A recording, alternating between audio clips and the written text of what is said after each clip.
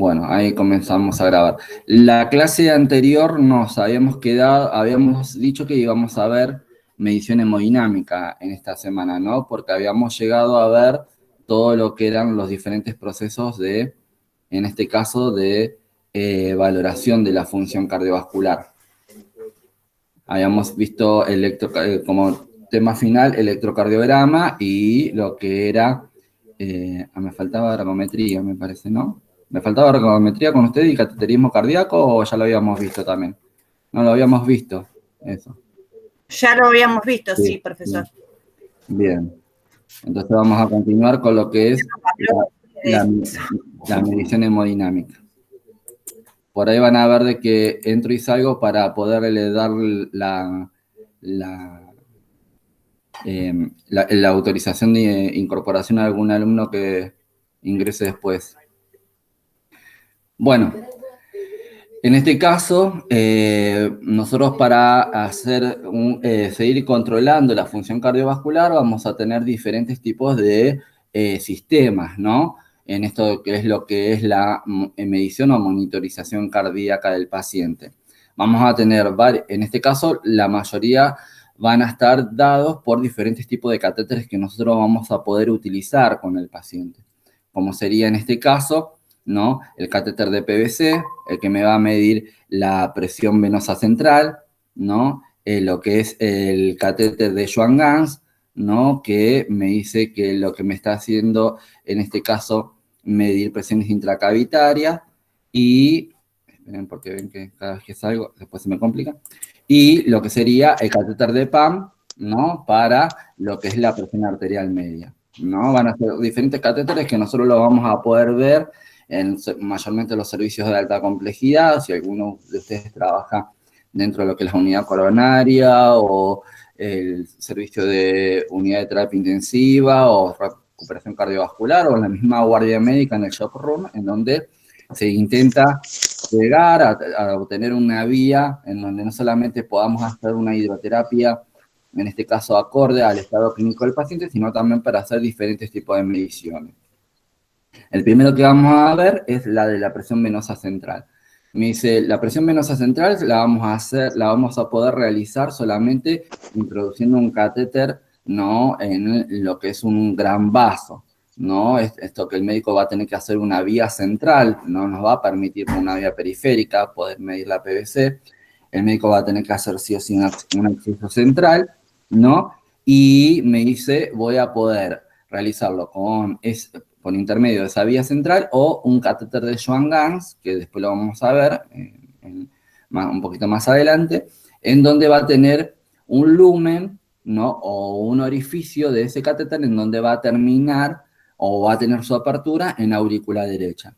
Tanto sea con el catéter de Schwann-Ganz, que va a tener esta abertura en aurícula derecha, o con un catéter de vía central, yo puedo medir la presión venosa central. En este caso, nosotros tenemos que saber que la presión venosa central, estoy haciendo una medición, como dice acá, en la vía venosa, no en la vía arterial, ¿no? Entonces, me dice en este caso, las presiones van a ser totalmente diferentes a la presión arterial que nosotros habitualmente le tomamos al paciente o que podemos obtener mediante un catéter de PAM. Entonces me dice, en este caso, el catéter de PVC, dice, me muestra el genado del ventrículo derecho, ¿no? Y me va a indicar la capacidad que va a tener en el cardio derecho en expulsar una carga de sangre, ¿no? Esto me va a dar el parámetro, me dice, me va a servir como guía de fluidoterapia y para conocer la volemia del paciente. Esto que se acuerdan que habíamos dicho muchas veces, yo tengo que conocer la volemia del paciente. ¿Por qué? Porque según el volumen de sangre que tenga el paciente, me va a determinar que el paciente o esté con una hipotensión o que esté con una hipertensión, ¿no? Cuanto más deshidratado esté el paciente, en este caso, cuanto más deshidratado esté el paciente, porque va a tener menos volumen de sangre dentro del aparato del endovascular y se va a ver repercutido con una hipotensión. ¿Cuándo puede llegar a aparecer esto? En el paciente que está deshidratado, en el paciente que tiene una hemorragia, ¿no?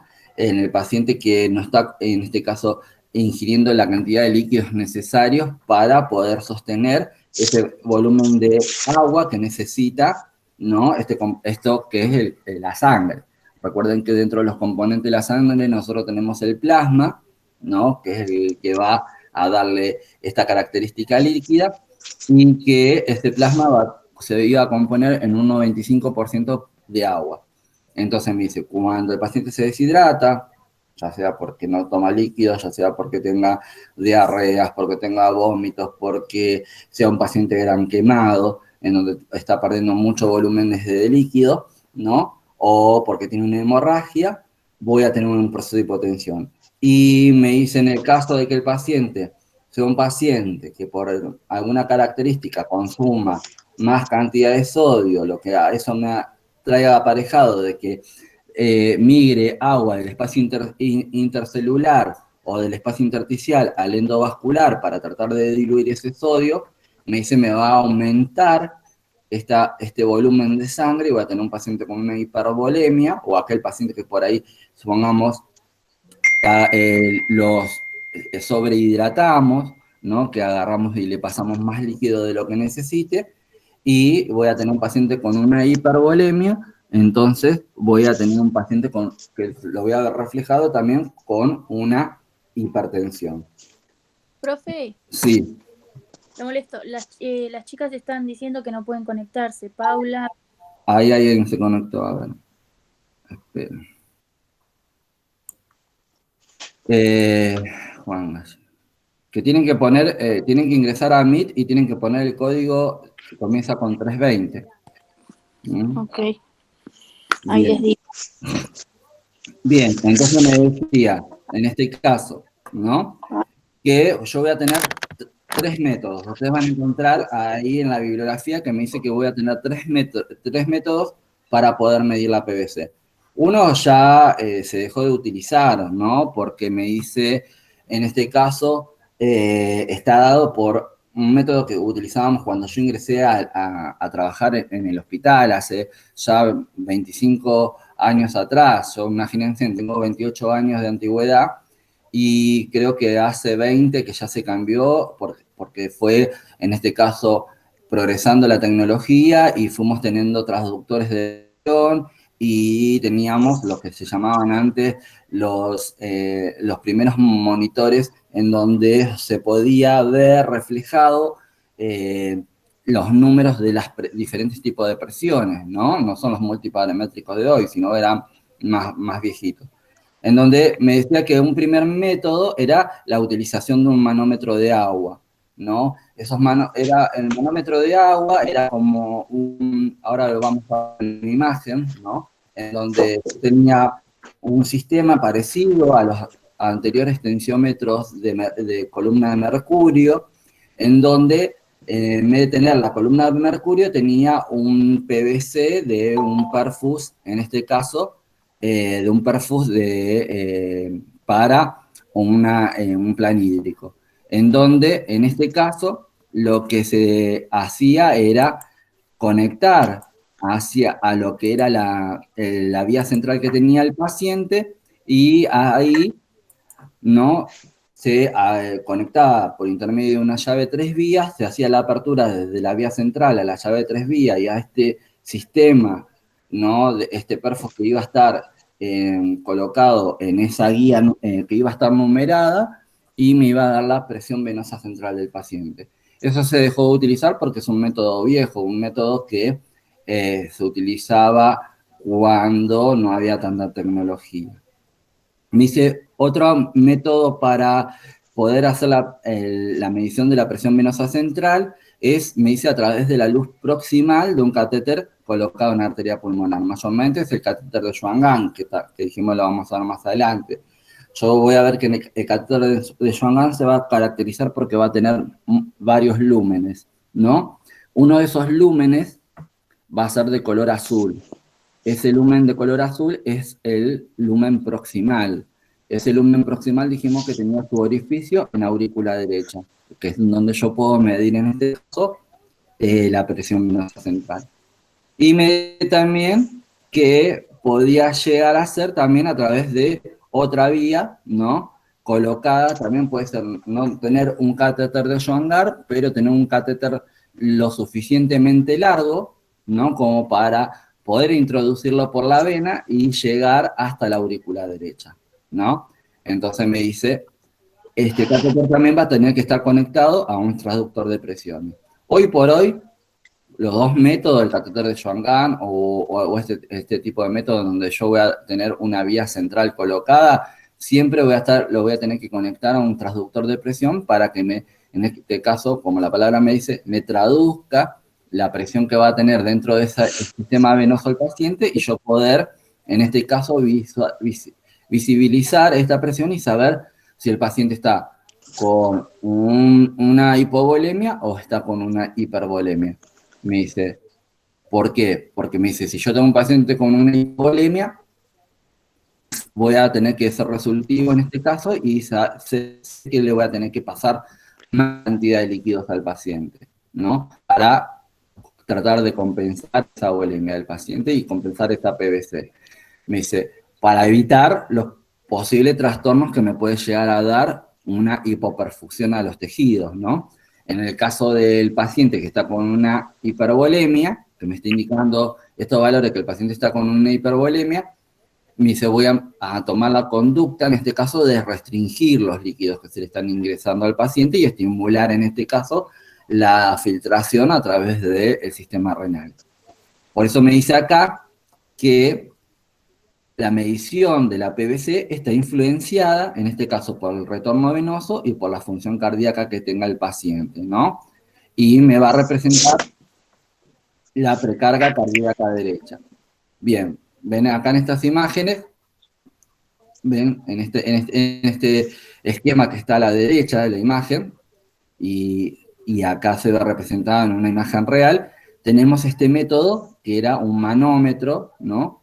Como de los tensiómetros de mercurio, que teníamos todo un sistema de medida, que íbamos a tener el cero, me decía, el cero siempre tenía que estar a la altura del ventrículo derecho, ¿no? El ventrículo derecho, como reparo anatómico, sabemos que está a la altura del cuarto espacio intercostal, a la altura de la línea media axilar, y me decía, y después, ¿no? Si el líquido iba a estar en este sistema, ¿no? De PVC, de vía, como del perfus, iba a subir o iba a bajar de ese cero, ¿no? Entonces me iba a agarrar y me iba a indicar si tenía una presión venosa central positiva o una negativa.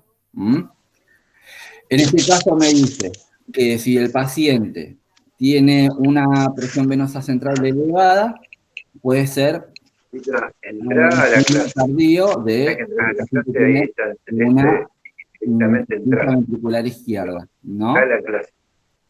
Si el paciente tiene una PVC baja, me dice, me va a indicar que el paciente está con una hipovolemia, ¿no? Y que tiene ya a tener también una reducción de en este caso, de la función cardíaca. ¿Cuántos valores? Me dice que yo tengo que tener como referencia el valor normal de la PVC. Me dice, yo voy a tener dos parámetros.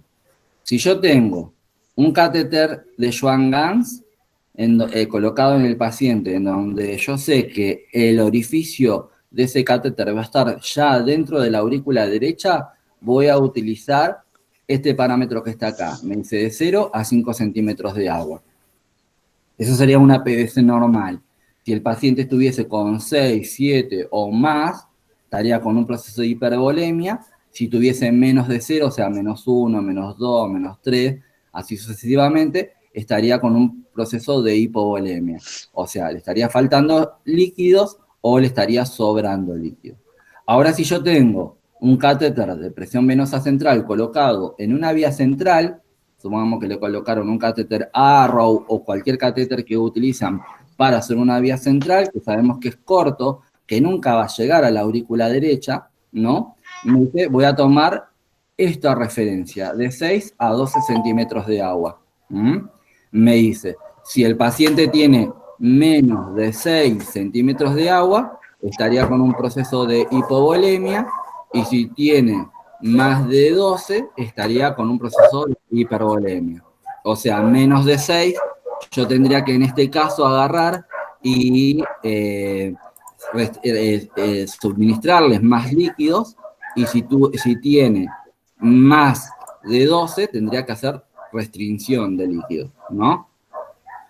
Me dice en este caso, ¿cuáles son las complicaciones de tener un catéter de PVC, un catéter de presión venosa central? Me dice, en primer lugar, la infección. ¿Por qué? Porque estamos hablando de que para colocar un catéter de presión venosa, un catéter de vía para una vía central, yo estoy agarrando y haciendo una punción en la piel, ¿no? Estoy rompiendo esta primera barrera de protección que tiene el cuerpo humano, y voy a tener la posibilidad de la migración de los gérmenes de la piel hacia la zona del orificio, ¿no? Y colonizarme, no solamente el sitio de entrada del catéter, sino también me hice colonizarme el catéter, ¿no? O la tunelización por donde está entrando ese catéter. Entonces, una de las complicaciones fundamentales o principales que las podemos llegar a ver, imagínense nosotros cuando ponemos una venopuntura, decimos que la venopuntura también, si no, no hacemos una buena asepsia de la zona para poder punzar al paciente, corremos riesgo de hacer una infección, ¿no?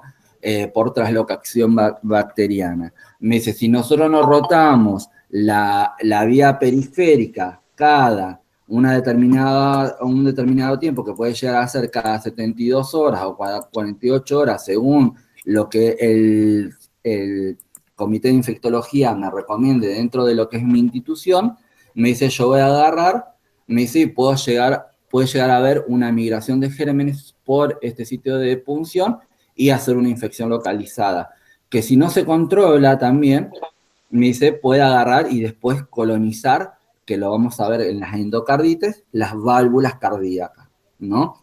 Bien, y me dice, otra de las complicaciones va a ser la embolia gaseosa. ¿Cómo sería la embolia gaseosa? Sería que por desconexión de algún sector de conexiones de este sistema de medición de la presión venosa central, ingrese aire al sistema endovascular. Vieron que nosotros decimos, siempre tenemos que tener cuidado de que no haya aire en la vía del paciente. Me dice, en este caso, me dice, si yo llego a tener un paciente con una vía central y el paciente está con una hipovolemia, me dice, puedo llegar a ser de que haya una presión aspirativa, ¿no? Entonces haya mayor posibilidad que el aire que quede acumulado en la vía, en el perfus, o cuando se nos termina la solución dentro del suero, empieza a pasar aire y ingrese mayor cantidad de aire al sistema endovascular, lo que me puede llegar a provocar una burbuja grande en el sistema vascular y me dice hacer lo que se denomina una embolia gaseosa, ¿no? Entonces, por eso yo siempre tengo que controlar que todo el sistema de conexión esté acorde. Y para evitar las infecciones, realizar la cura cada vez que sea necesario o mantener todo el sitio de punción en condiciones. Bien, estos los elementos para una vía central ustedes lo conocen, ¿no? Este es un catéter Arrow, un catéter que por ahí antes teníamos más posibilidad de verlos en las instituciones, ya hoy no porque es caro y por ahí se buscan alternativas más económicas, ¿no? En donde venía con todo un sistema, ¿no? Para agarrar, no solamente hacer la anestesia local, sino también a la vez para buscar la vía, en este caso el vaso sanguíneo, ¿no? Ya sea por vena subclavia o por yugular, ¿no? Tenía un sistema de cuerda, ¿no? Metálica para agarrar y que le sirva de guía después al catéter y al dilatador para poder ingresar y hacer, ¿no? Que el catéter quede, ¿no? Su punta distal o su parte distal dentro de ese vaso sanguíneo que el médico eligió en ese momento para hacer el cateterismo. En esta imagen vemos, ¿no? Esto que decíamos, el sistema con el sistema viejo, ¿no? En donde me decía el 0 tenía que estar ubicado en el cuarto, me dice espacio intercostal, cuarto, quinto, pero ustedes lo van a leer en la bibliografía que me dice cuarto, espacio intercostal, línea axilar media.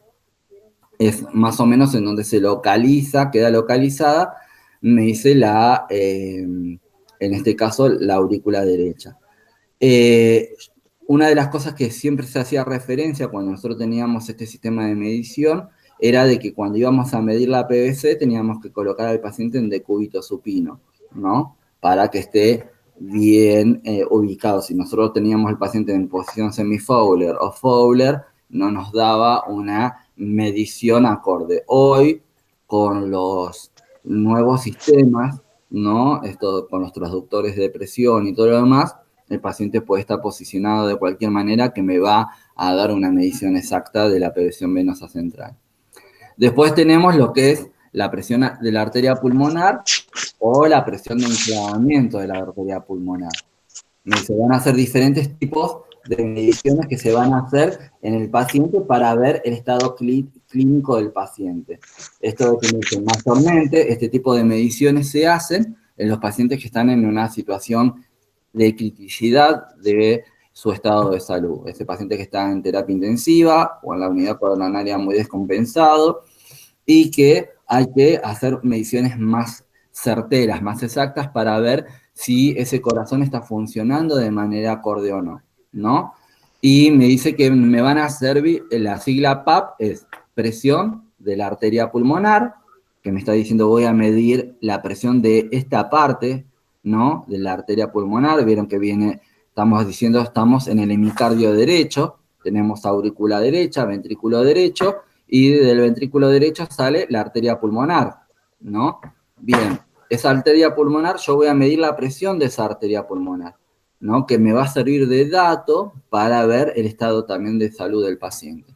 Y me habla también de la presión de enclavamiento de la arteria pulmonar, que eso lo vamos a ver ahora con el catéter de Schwann, que va a tener la particularidad de que va a tener en su parte distal, o sea, en su punta, un sistema de balón que se va a insuflar y que va a poder recorrer parte de lo que es la arteria pulmonar hasta enclavarse en la reducción de la arteria, ¿no? Y controlar, vamos a decir, con qué presión está circulando la sangre en esa zona. Bien, entonces me dice que la presión de la arteria pulmonar se va a obtener mediante un catéter en la arteria pulmonar, dice que pasa a través de todo el corazón derecho, porque va a venir, supongamos, por vena subclavia, ¿no? Y va a llegar, ¿no? A lo que es el aurícula derecha, aurícula derecha o ventrículo derecho, y va a salir hacia lo que es la arteria pulmonar. Bien, y me dice, va a tener que tener un baloncito para medir la presión de enclavamiento y voy a tener diferentes tipos de valores. Esto es a título informativo, no es que ustedes tengan que saber estos valores de la presión sistólica ni la presión diastólica de la arteria pulmonar, pero me dice, yo tengo que saber qué es lo que se está midiendo en este caso.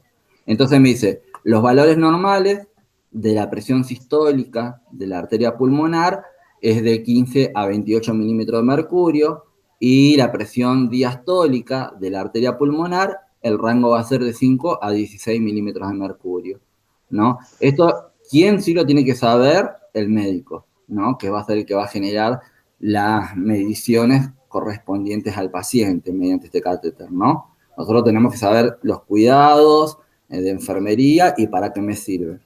Me dice también otro valor que voy a tener es la presión media de la arteria pulmonar, que me dice que en este caso la PAM de la arteria pulmonar va a ser de 10 a 21 milímetros de mercurio, ¿no? Y si supongamos me disminuye, en este caso, la presión de la arteria pulmonar va a ser igual que en los casos anteriores. Es porque me falta volumen, ¿no? Fíjense que me dice, se puede disminuir por déficit de volumen o por vasoconstricción de la arteria pulmonar, y el aumento de la presión de la arteria pulmonar se puede dar a que hay una hipertensión pulmonar, o a que hay una enfermedad pulmonar, o porque hay una valvulometría mitral, o hay una insuficiencia ventricular izquierda, o porque el paciente está, en este caso, hiperhidratado, ¿no? Le está sobrando el líquido. Entonces me dice que el valor normal, después de la presión de enclavamiento de la arteria pulmonar, va a ser de 6 a 15 milímetros de mercurio. Ahora lo vamos a ver cuando ese baloncito me progresa, el que tiene el catéter Schwann-Ganz, y se enclava, vamos a decir, en una reducción de la arteria pulmonar. Bien, me dice, ¿cuáles son las complicaciones que yo puedo tener utilizando un catéter para medir la presión de la arteria pulmonar o la presión de enclavamiento de la arteria pulmonar? Me dice, mayormente están dados todos, me dice, a las lesiones que puede tener la arteria pulmonar, ¿no? Esto que me dice, puede haber una trombosis de la arteria pulmonar, me dice, puede haber una hemorragia de la arteria pulmonar, puede haber, en este caso, una trombosis de la vena yugular, puede haber una ruptura de la arteria pulmonar, puede presentar arritmias auriculares y ventriculares, porque nosotros vamos a ver que en el trazado cardíaco, cuando ingresa un catéter dentro de la estructura cardíaca, ya voy a tener otras ondas como si fuesen extrasístoles, ¿no? En donde me dice, me altera el complejo cardíaco del paciente y el ritmo cardíaco del paciente. Y me dice, otra de las complicaciones van a ser la endocarditis, o sea, en este caso la inflamación, ¿no?, de la capa, vamos a decir, interna de esta arteria, de esta vena, perdón, ¿no?, del endotelio de la vena. O me puede dar una inflamación de toda la zona del endotelio de las cavidades, ¿no? De las cavidades internas de la estructura cardíaca. Este sería el famoso catéter de Schwann-Ganz, que me va a hacer todas estas mediciones que habíamos hablado recién, la presión de la arteria pulmonar y la presión de enclavamiento. Se va a caracterizar porque tiene varios lúmenes, no sé si alguna vez lo vieron, seguramente que sí, ¿no?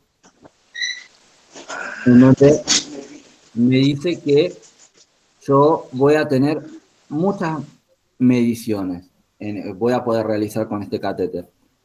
Me dice, voy a poder medir la presión venosa central, voy a poder medir la presión, la presión arterial diastólica, también la presión arterial sistólica, voy a poder medir la presión de la arteria pulmonar, ¿no? Y voy a tener lo que se llama la presión capilar o la presión de enclavamiento de la arteria pulmonar, exactamente lo mismo. Me dice, voy a poder medir el gasto cardíaco del paciente, ver si realmente ese corazón me está movilizando de esos 4 a 8 litros de sangre que me tiene que movilizar. ¿Se acuerdan que lo habíamos visto en las primeras diapos de valoración de la función cardiovascular? Y se me va a medir la temperatura corporal también, porque algunos tienen sensores de temperatura, y me dice, me pueden medir también la saturación de oxígeno. Todas esas mediciones me las puedo obtener mediante un catéter de Schwann-Ganz. Me dice, ¿cuáles son las complicaciones de que el paciente tenga un catéter de Schwann-Ganz? Como cualquier otro tipo de método invasivo, en primer lugar es la infección, ¿no? La infección, en este caso, no solamente del sitio de inserción del catéter, ¿no?, sino también me puede dar como resultado una endocarditis, como dijimos recién. Me puede dar también una rotura de la arteria pulmonar, tromboembolia, un infarto pulmonar. Me dice, puede haber un acodamiento propio del catéter porque es muy largo y se puede acodar en algún lugar. Puede dar cambios en el ritmo cardíaco y una embolia gaseosa. Bien, entonces tenemos varios catéteres, varios lúmenes. El lumen azul es el lumen que me dice que va a estar alojado, ven que tiene una longitud que es re largo este catéter, tiene aproximadamente, mide entre 100 y 120 centímetros de longitud, o de largo, vamos a decir, ¿no? Como para que pueda llegar hasta el corazón, pasarlo y llegar a la arteria pulmonar. Entonces me dice, va a tener varios lúmenes. El lumen color azul, que es el proximal, esto ya, el color es a nivel mundial, es como un código de señalética. Me dice, el lumen de color azul es el lumen proximal. El orificio que va a estar dado en la terminación de este catéter va a salir o va a terminar o va a quedar alojado dentro de lo que es la aurícula derecha. Después vamos a tener lo que es el lumen distal. El lumen distal es de color amarillo. Me dice, el lumen distal va a ser el que va a finalizar y el que me va a quedar en lo que es la arteria pulmonar, ¿no? O sea, va a pasar la aurícula, va a pasar el ventrículo y va el catéter a salir a la arteria pulmonar y ahí va a tener el orificio. Entonces, ese lumen va a ser el lumen proximal. Después voy a tener, en este caso, que me dice... No sé lo que me dice. Bueno, después me dice, voy a tener un lumen en el cual voy a tener acoplado una jeringuita de 2,5 centímetros, que es para insuflar aire, para poder, en este caso, insuflar el baloncito, ¿no? Que va a estar en la punta, que una vez que esté insuflado ese baloncito, la corriente de sangre que va a haber, ahora lo vamos a ver igual en unos esquemas móviles, me lo va a arrastrar y me lo va a llevar y me va a marcar hasta donde se reduzca la arteria y me va a dar la medición de la presión de enclavamiento de la arteria pulmonar. Después hay otros catéteres que acá va a tener un lumen blanco, ¿no? Que me dice, va a ser el que me va a dar la posibilidad de medirme la saturación de oxígeno y lo que denominamos el termistor, que es el que me va a dar también la temperatura corporal y el que me va a dar la posibilidad de medir, en este caso, volumen minuto, y voy a tener otro lumen que va a ser el que con el cual voy a conectar, que es este que tiene acá el blanco, que es el que voy a conectar el transductor de presiones.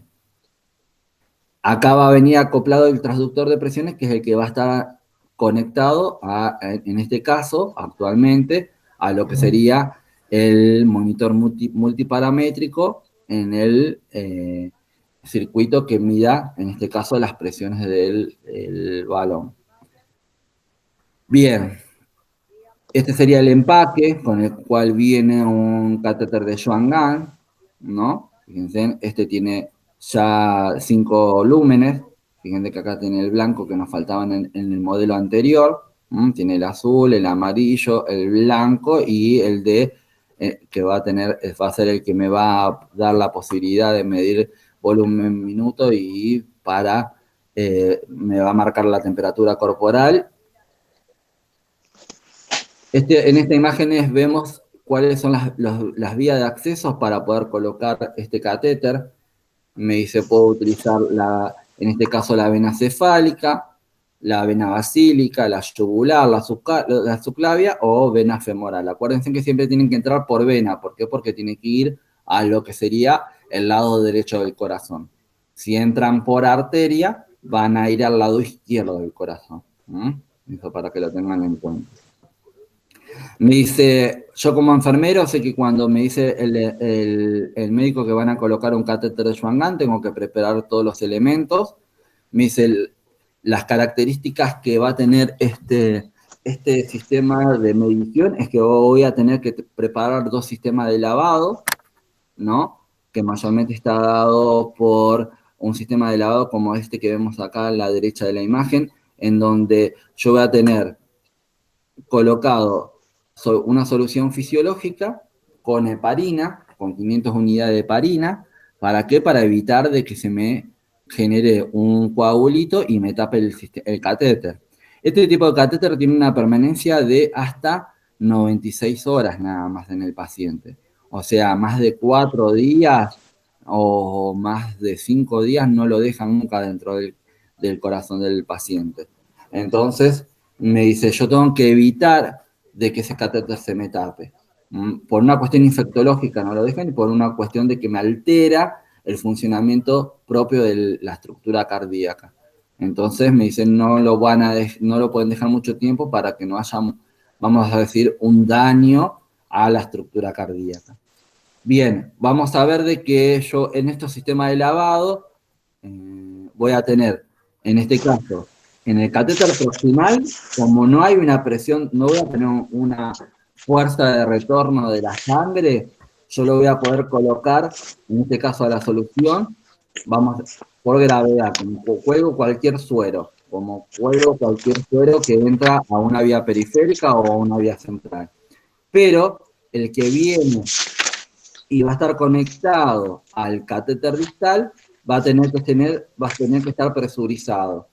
¿Qué es un presurizador de presión? Es un equipo que vamos a tener, esperen que lo voy a buscar, que lo van a tener dentro de lo que es el hospital, ¿no? Que ustedes seguramente, si lo tuvieron la posibilidad de verlo, es como si fuese el manguito de un tensiómetro, que viene con un reloj aneroide, ¿no? Que por dentro vamos a tener la posibilidad de meter el báster del suero y con la perita insuflarlo, y cuando se insufle ese sistema de manguito me va a comprimir, en este caso, el báster del suero, y me va a generar una presión en este lumen que sería arterial, y no me va a permitir de que yo tenga retorno de sangre en lo que es el circuito y no se me tapa, y que tenga menos posibilidades de tapar. Bien, me dice, para la colocación, el médico tiene que utilizar toda la técnica estéril o aséptica, como si estuviese colocando una vía central. Nosotros sabemos que acá participamos, tenemos un rol en cuanto a la asistencia del médico, en donde no solamente le vamos a dar todo el material, sino que le vamos a hacer la apertura en este caso, del empaque del catéter de Schwann-Ganz, y el médico va a agarrar y va a seleccionar un sitio de punción, según el acceso, si toma el acceso de la cefálica o la subclavia, no, o la yugular, va a generar todo vamos a decir, la asepsia de la zona, va a colocar material textil estéril, va a ubicar el vaso, ¿no? Y va a empezar a generar todo lo que sería la colocación de la funda del catéter. Una vez que tiene hecho el acceso venoso, empieza a probar el catéter de Schwann-Ganz fuera del cuerpo del paciente para ver que esté, vamos a decir, todos sus lúmenes permeables, que tenga el baloncito que ya no venga de fábrica pinchado, ¿no? Porque una vez que se colocó, me dice, sería un desperdicio tener que volver a hacer la técnica de retirar el Schwann-Ganz, el catéter de Schwann-Ganz, y volver a colocar a otro nuevo. Entonces tienen todas estas precauciones de verificar de que esté, vamos a decir, permeable y con el balón que no esté pinchado. Van a empezar a introducirlo por esa vía central que hicieron previamente, ¿no? Que va a tener un sistema para que pueda ingresar el catéter por dentro de lo que sería este acceso. Y una vez que terminaron de colocarlo, se le va a poner todo un polietileno de cobertura, como si fuese un catéter de aspiración central que vienen actuales, que me dice, me va a permitir de que todo el catéter esté, en este caso, estéril. ¿Por qué? Porque como no tiene una fijación acá, el catéter se puede mover con el movimiento del paciente, por el movimiento espontáneo del paciente, o porque nosotros lo estamos rotando para bañar, y se puede salir hacia afuera, y yo voy a tener la posibilidad, como esta protección le va a mantener la esterilidad, de poder reingresar los momentos que sean necesarios. Nosotros lo que vamos a obtener, me dice, va a ser esta curvatura en amarillo, ¿no? Que va a tener como dos cortes, ¿no? Me va a dar la presión sistólica y la presión diastólica.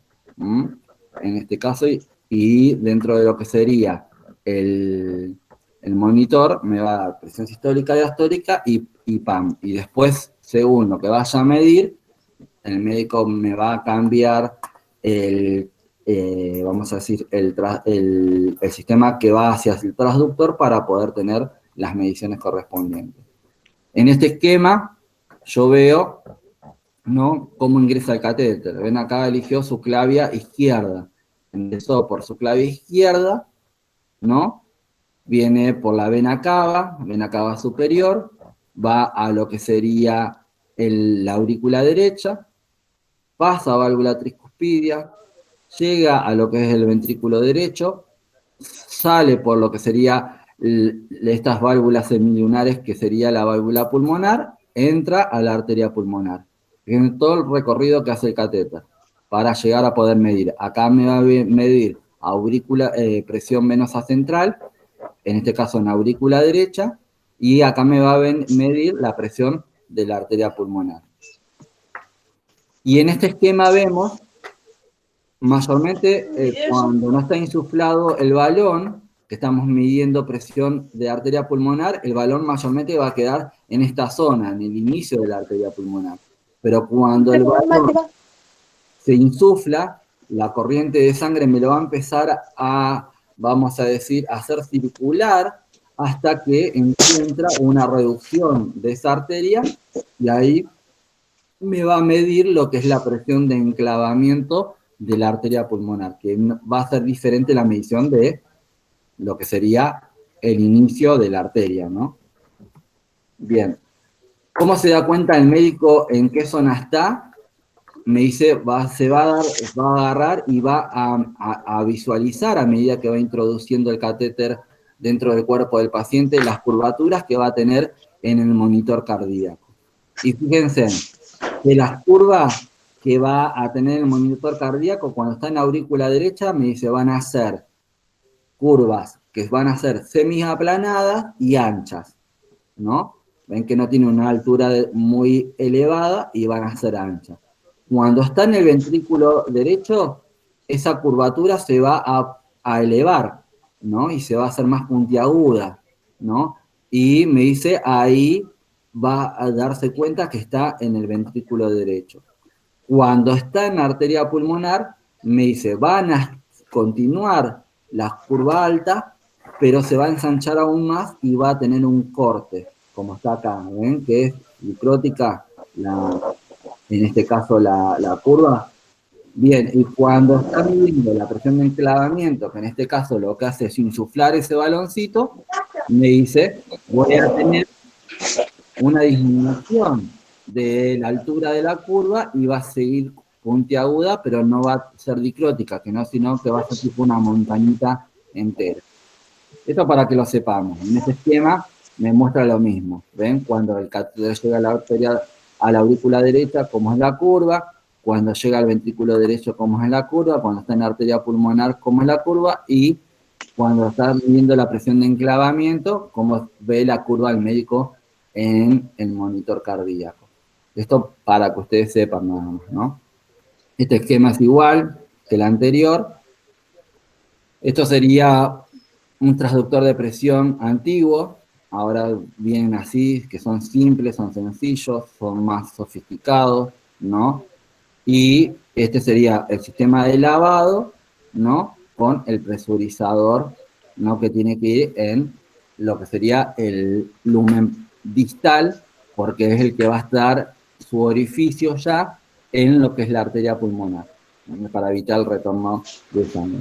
Bueno, esto es una imagen de un paciente.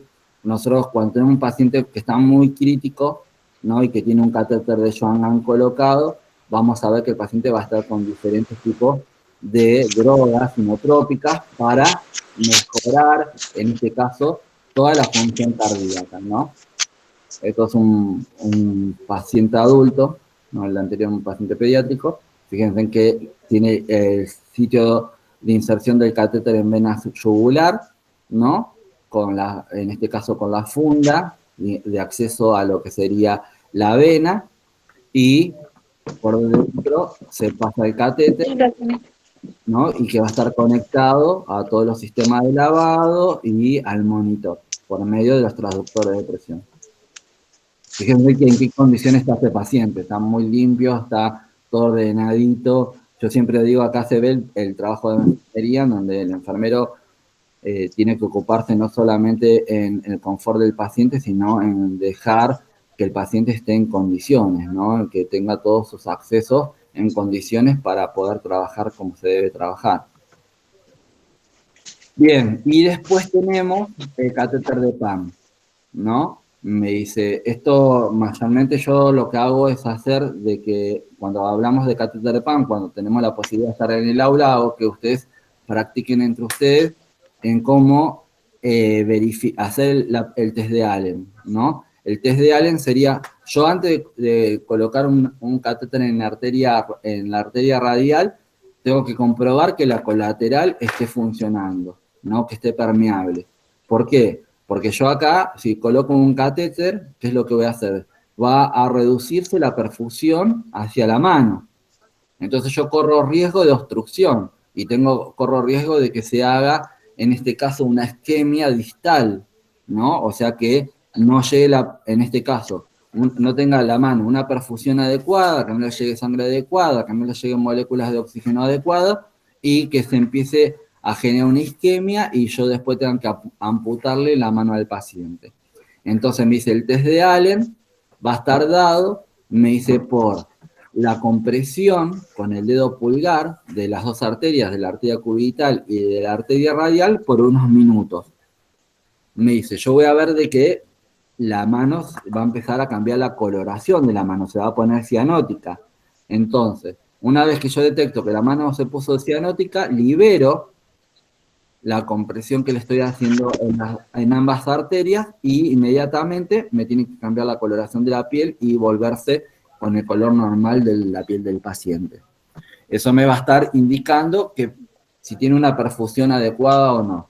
Después voy a agarrar y lo que voy a hacer es comprimir solamente la arteria cubital para ver si hay cambio en la coloración de la piel y voy a hacer una compresión de la arteria radial sola para ver si hay un cambio de coloración en la piel o no, para verificar de que estén ambas arterias, en este caso, permeables, ¿no?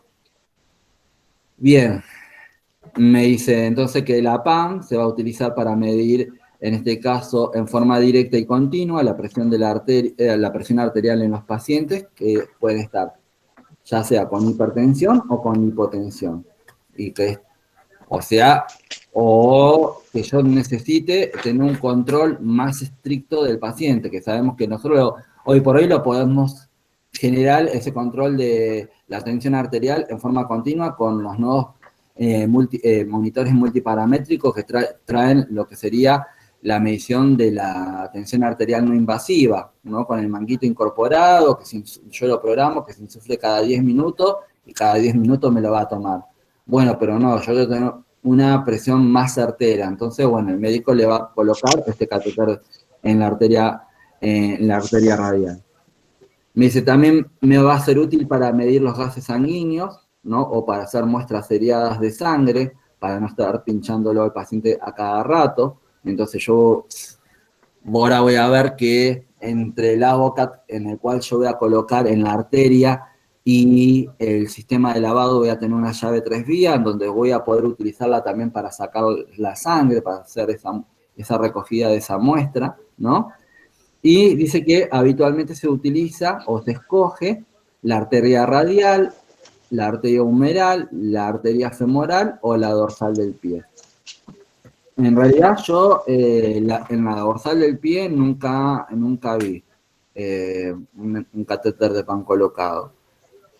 En la arteria radial, en la humeral y en la femoral sí, pero en la dorsal del pie nunca lo vi. Pero bueno, está descrito, así que nosotros lo tenemos que agarrar y lo tenemos que enseñar de esa manera, ¿no? Bien, me dice, ¿cuáles son las complicaciones que me puede llegar a traer la colocación de un catéter de PAM?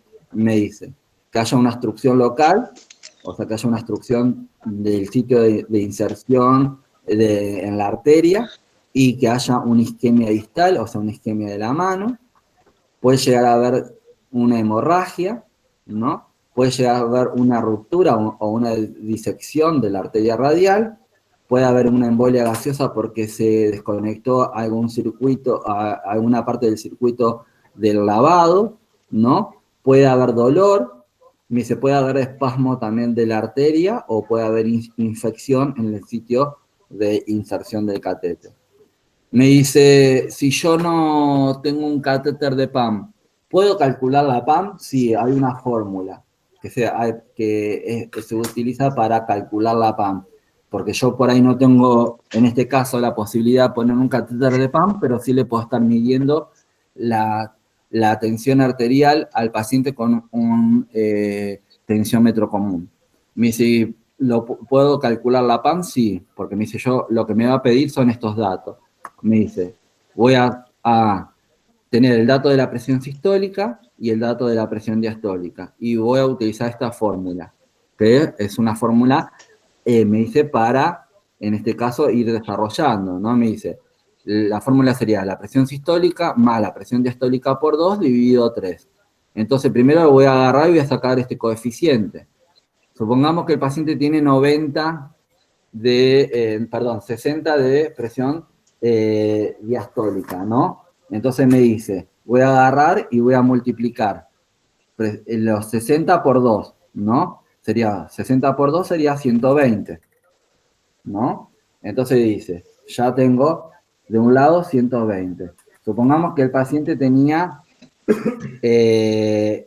150 de presión sistólica, 150 y de presión diastólica 60. Entonces tengo 150 más 60 por 2 que me va a dar 120 dividido 3. Entonces 150 más 120 me da 270 y a esos 270 lo tengo que dividir por 3. A ver, esperen que voy a agarrar mi celular. Entonces me dice, tengo 270 dividido 3. Me da una PAM de 90. Entonces tengo 150 de sistólica, tengo 60 de diastólica y la PAM sería 90. ¿Entienden más o menos cómo es?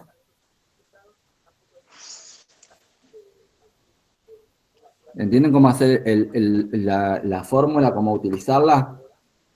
Yo tengo que tomarle primero la tensión arterial del paciente. Supongamos que el paciente tenga 160, ¿no? Para hacerla más fácil. 160.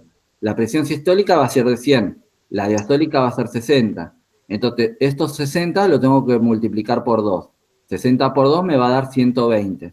Entonces yo después hago, primero continúo resolviendo lo de arriba. A estos 100 le tengo que sumar los 120. Voy a tener 220. Acá sería igual 220 dividido 3. Entonces, agarro y divido 220 dividido 3, me va a dar una PAM de 73.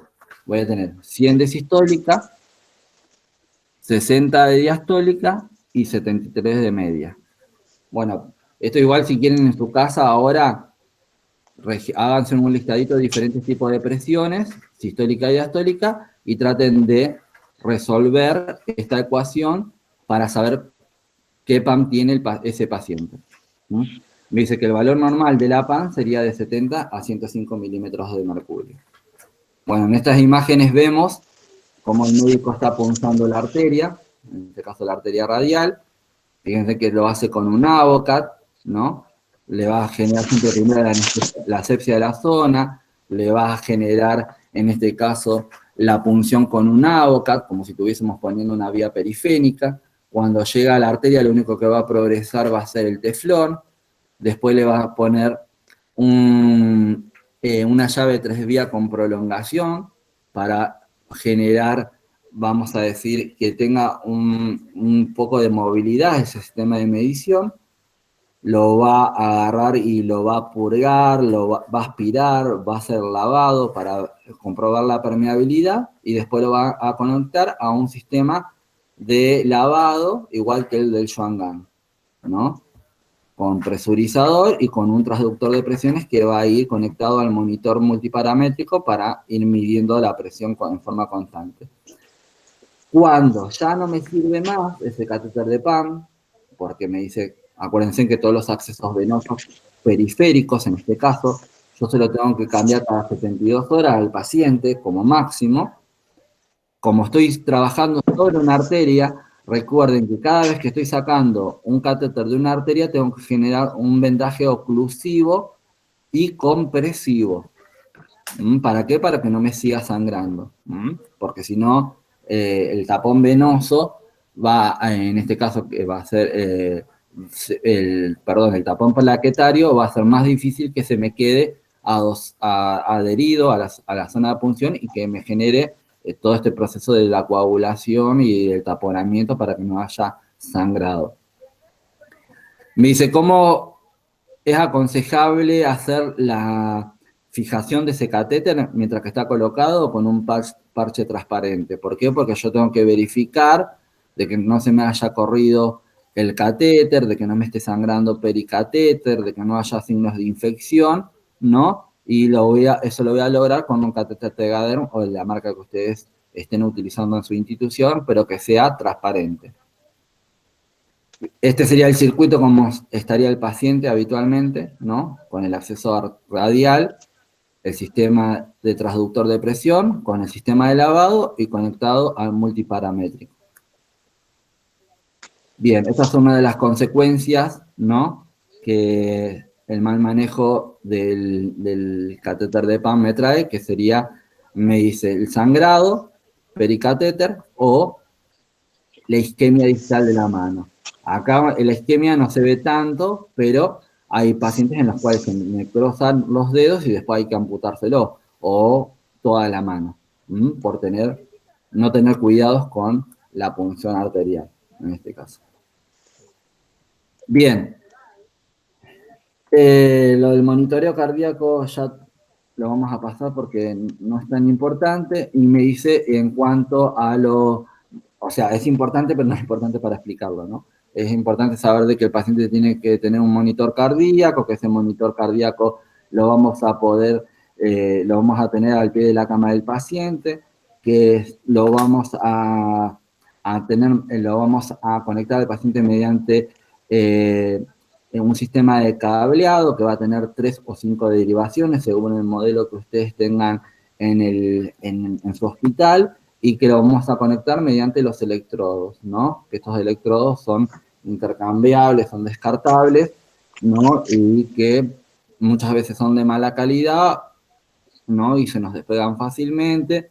Recuerden de que tenemos que tener un sistema que me haga, en este caso, contacto con la piel. Yo voy a ver que por debajo de esta placa metálica voy a tener un medio conductor, ¿no? Que va a ser como una pasta transparente, que nosotros lo podemos suplantar con lo que es la silocaína en jalea, ¿no? O con alguna crema hidrosoluble para que haga contacto y me reciba la señal cardíaca.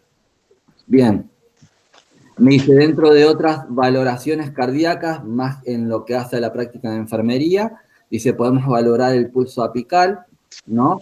Que va a ser este que vemos acá en esta imagen.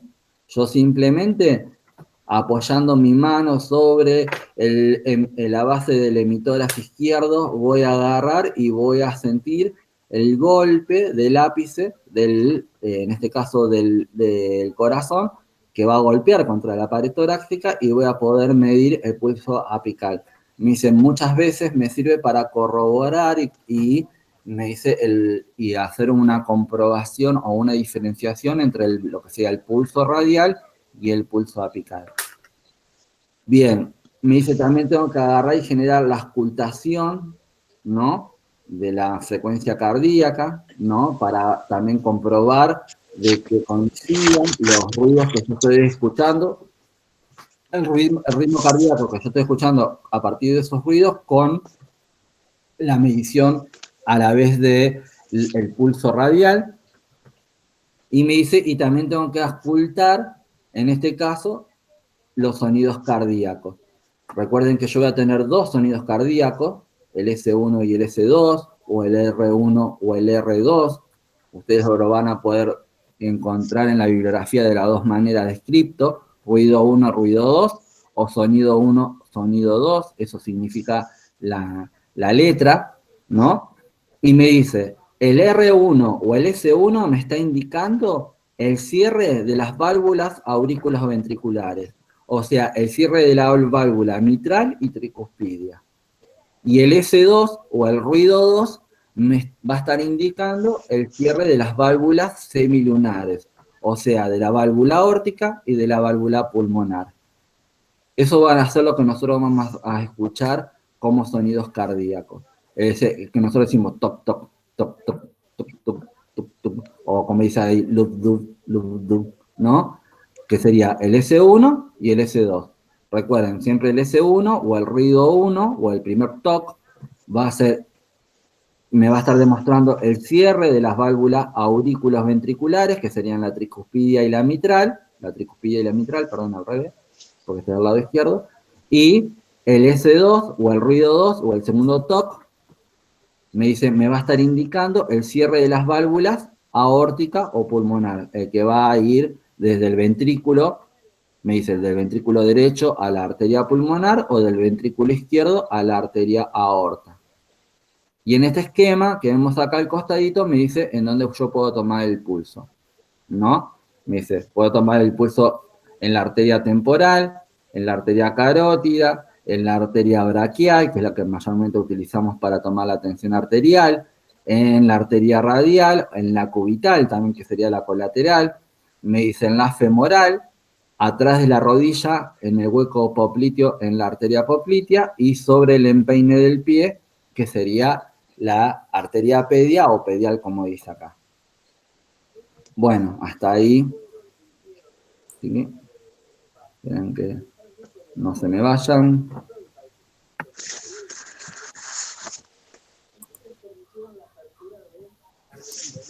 Bueno, era importante que nosotros veamos, ¿no?, todo esto de lo que era, cómo íbamos a hacer para valorar, en este caso, la función cardiovascular, porque como enfermeros teníamos que saber cómo valorarlo, ¿no?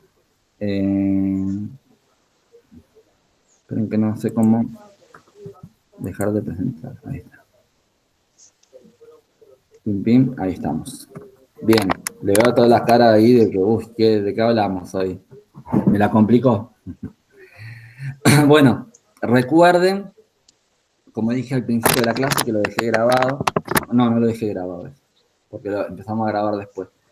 Que esta era la última clase que tenemos de este cuatrimestre o de esta primera etapa pandemia, como se dice ahora, no se dice más cuatrimestre, y que la clase que viene ya no van a recibir tarea ni actividad.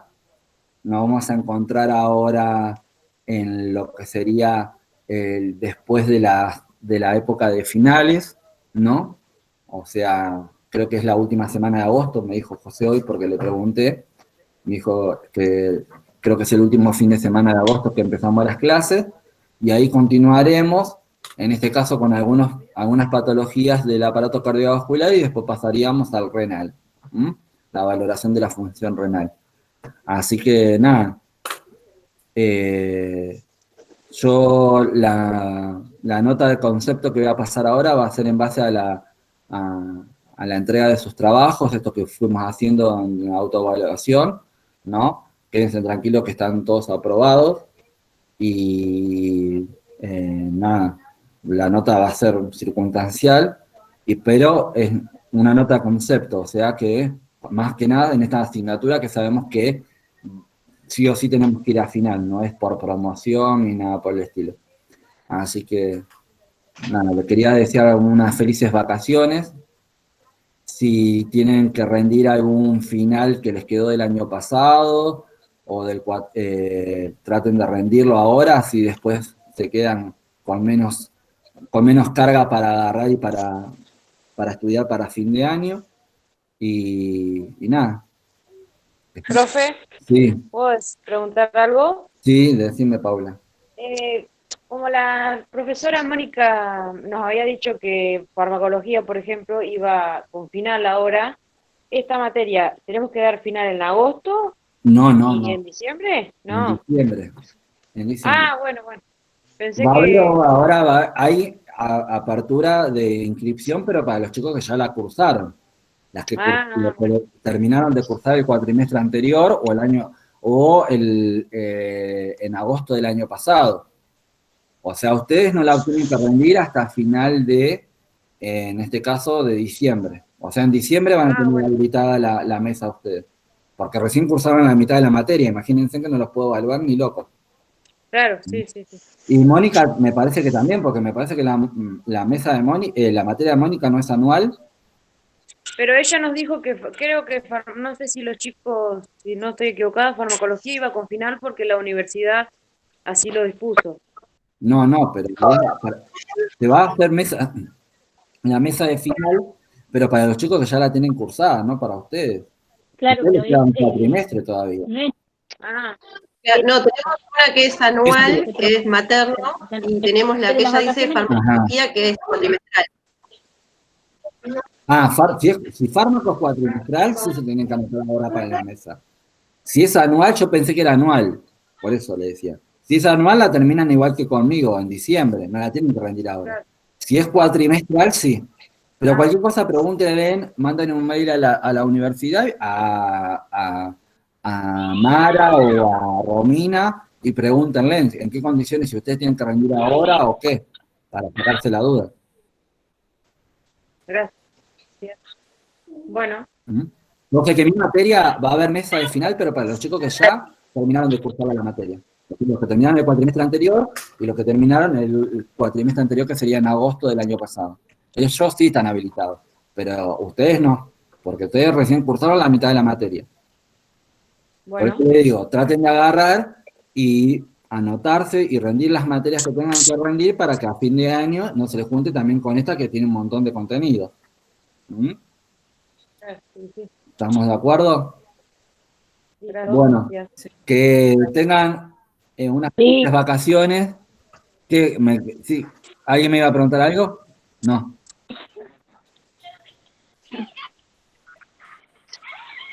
El micrófono para hablar.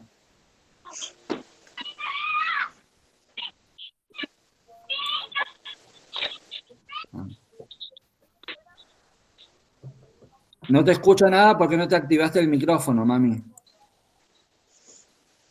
Yo me parece que no te lo puedo activar desde acá.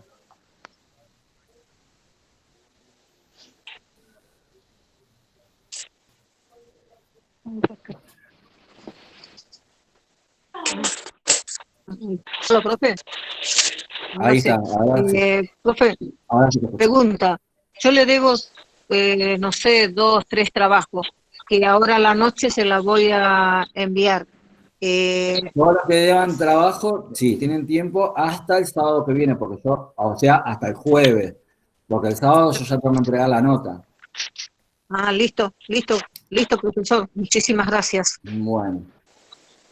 Quería saber. Bueno, chicos, Gracias. nos estamos viendo el cuatrimestre que viene. O sea que descansen, cuídense, sigan cuidándose por el coronavirus. Y bueno, que les vaya bien en los finales que se vayan a presentar ahora, ¿eh? Bueno, muchas gracias. Muchísimas gracias, profesor. Bueno, Gracias. nos vemos. Muchas gracias, profesor. Chao, chao. Nos vemos, chao. Chao. Usted también. Adiós.